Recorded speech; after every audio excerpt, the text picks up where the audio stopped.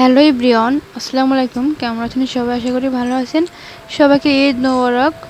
কীরকম কাটতেছে সবার ঈদ? আমি আর আম্মু এখানে বসে আপনার রুটি বানাতে। কারা কারা রুটি বানানো শেষ করে ফেলছো? আমি আর আমার আম্মু মাত্র শুরু করলাম। তোমরা কারা কারা চালের গুঁড়ি রুটি বানাইতে পারো? আমি তো পারি না। আমি এমনি আটা রুটিও বানাতে পারি না তেমন একটা ভালো।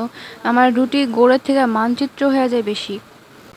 ঈদ আসছে আর সেমাই ফিরনি হবে না, এটা কোনো কথা? এখানে আমার আম্মা এক ডেক ফিরনি বানায় রেখে দিছে, অনেক বড় একটা পাতিল। আমাদের বাসার সবাই ফিরনিটা অনেক পছন্দ করে। আর এখানে আমি রুটি সেঁকা দিতে বসে পড়লাম। অনেকগুলো হয়ে গেছে, আমি রুটি পুইড়েও ফেলতেছিলাম সেঁকা দিতে গিয়া। মানে এই যে এটা হচ্ছে মেয়েদের কাজ, ছেলেরা হচ্ছে কষা হয়ে যায় আর মেয়েরা হচ্ছে এভাবে রাঁধুনি হয়ে যায়।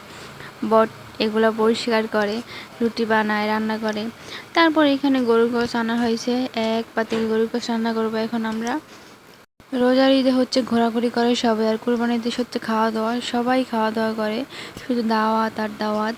আর হচ্ছে গরুটা বেশি খাওয়া পড়ে, এমনিতেই যা গরম, গরুর গোশত খায় আরও তো গরমে ধরবো এই অবস্থা একটা। যাদের অ্যালার্জি, প্রেশার তারা একটু গরুর গোশত সাবধানে খায়েন, কারণ এগুলো খাইলে এমনি হাই হয়ে যায় অতিরিক্ত গরমের কারণে।